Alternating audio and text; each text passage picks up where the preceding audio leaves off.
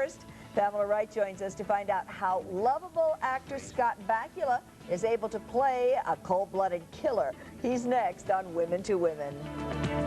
Would you like... He awoke to find himself trapped in the past, facing mirror images that were not his own, and driven by an unknown force to change history for the better. His only guide on this journey is Al, an observer from his own time, who appears in the form of a hologram that only Sam can see and hear.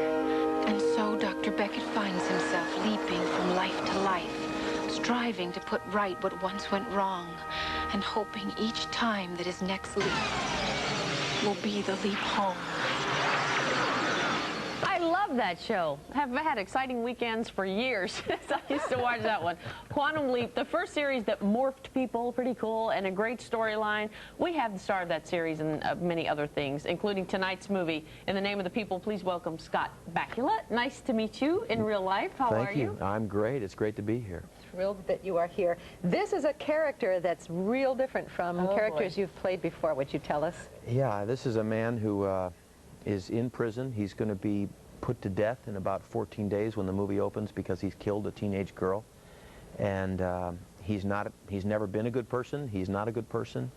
And the movie becomes about his desire or his quest to find a home for his 11-year-old daughter, who will be left alone after his death. And I'm sure that's something you can identify with as the father of a daughter yourself. Yeah, well, I mean, these are things you don't really like to think about, but when you're making out wills and trusts and things, those are the questions, the hard questions you have to deal with. So you never like to think about what's going to happen to your children if something happens to you, but we live in a world where anything can happen, as we know, and so it's something that you think about, but hopefully can move on, move off of. We have a heavy-duty look, I guess, of what's coming up tonight. A clip. Yeah, it's a clip where I'm Amy Madigan. Richard Thomas plays the husband, and Amy Madigan is the mother of the murdered girl. Yes, of the girl who was killed. And he, at the beginning of the movie, is asking questions. It's been 6 years, and he's wondering, is he going to feel better once my character is dead? And this leads him to come to the prison and talk with me, and then basically send his wife, and I think that's the scene here, to come and talk with me and try and clear whatever she's carrying, because I will be gone soon. Okay, let's watch. Would you take Lisa?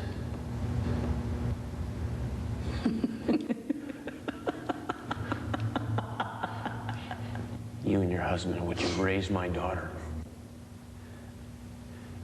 Good people like you, you make a difference. I just want you to think about it.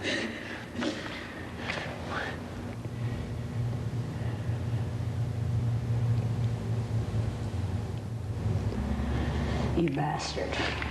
No. I hate you. So that wasn't going over well then, with the mom. It doesn't start out well, no. Yeah. No.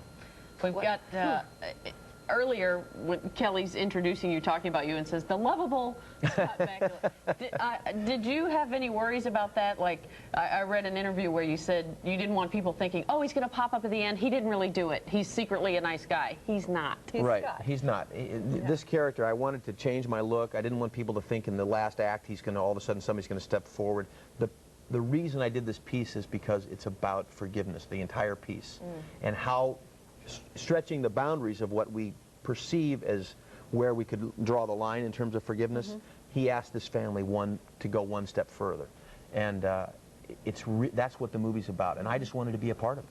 It's not about the death penalty. No, it's not about... I've done that movie. It sounds like a really great movie, and it is tonight, and I am going to watch it. Great. So I'm glad that you're here, so that I know that I must watch it You now. must, or I'll find you. Yes, and I want to talk about real life, too. We mentioned that you have a daughter, and one of the producers was talking to you on your cell phone to set up today, and you were in the process of driving around delivering high school applications. Yes, yes. How'd it go? Oh, boy. Well, you know, it's worse than getting into Harvard, I think, you know, and you know, there aren't enough good schools, there aren't enough places for kids these days, and I'm just a parent out there trying to find a fit for my kid, you know, and it's daunting, and it's endless, and it's tons of paperwork. And it starts before preschool. It's yeah. Well, I have that kid. You know, we haven't filled his applications out yet, but I'm seriously thinking about at least this time I'll start. He's 6 months old. I'll just start him now in the system and see what happens. Just put him in. Yeah. See where it goes. Good. Yeah. So what's up next for you? I've got an independent movie that's coming out in April called Luminarias. I heard about that. That'll premiere here in Los Angeles. It's a story of 4 Latina women and their lives and loves in Los Angeles, and I play a lawyer who meets his counterpart as a woman in the courtroom, and we battle through this kind of strange romance, as do the other women. Are you good or bad? Oh, I'm good. Oh, I'm good. I'm a good and guy. You were but great. I defend a guy who's beating up his wife. So everybody hates me, but that's my job.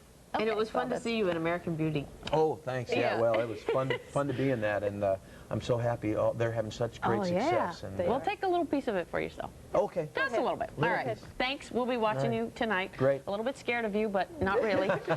9 o'clock tonight is the movie with Scott Bakula. So thank you for being here, and tell me the name of it again. In the Name of the People. There you go. See it tonight. Thanks. All right. Why do we crave